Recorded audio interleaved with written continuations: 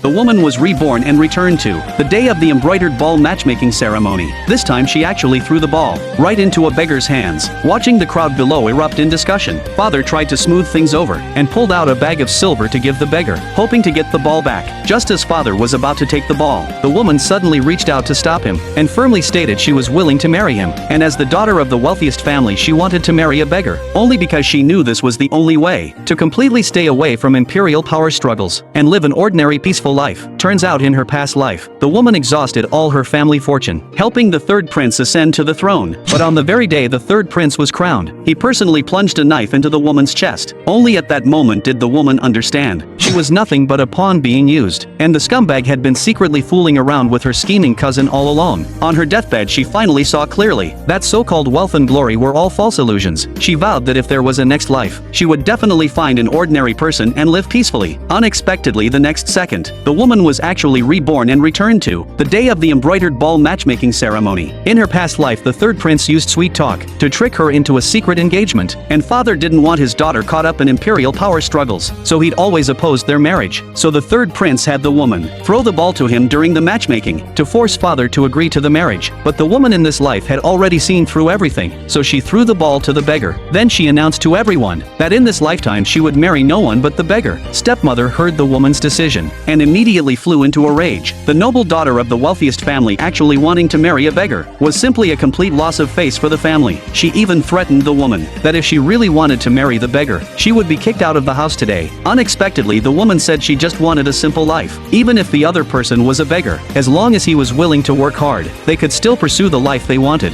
Then the woman left with the beggar. Soon the two arrived at the bridal chamber the woman had prepared in advance. At this moment the man couldn't help but ask, he was just a beggar. Why did she choose him? The woman said she just wanted to find someone who would treat her sincerely. Even if their days ahead were poor, she had no regrets. The man instantly realized this woman was completely different from those women who clung to power and privilege. She truly wanted to spend her life with him. Turns out the man's real identity was actually the current emperor. A few days ago he was pursued by assassins. At the critical moment the woman suddenly appeared and took down all the assassins in just a few moves. The emperor had wanted to repay her for saving his life, but the woman rode off on her horse without looking back, never expecting that when they met again, he would become her husband. However, the next day when the woman woke up, she discovered in horror that inside her husband's clothes was hidden an imperial token. She couldn't help but start suspecting her husband's true identity.